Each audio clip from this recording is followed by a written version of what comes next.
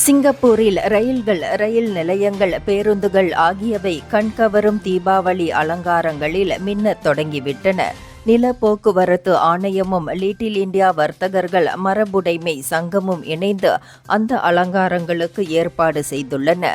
இந்த ஆண்டு ரயில்களிலும் ரயில் நிலையங்களிலும் மயில் கோலம், தீபம் ஆகியவற்றை கொண்டு அலங்காரங்கள் வடிவமைக்கப்பட்டுள்ளன.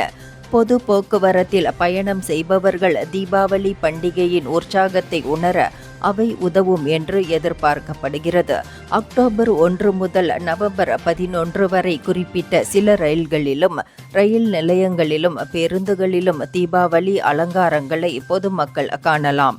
தீபாவளியை முன்னிட்டு லிட்டில் இந்தியா ரயில் நிலையத்திற்கு வெளியே ஒரு கலைப்படைப்பும் வைக்கப்பட்டுள்ளது.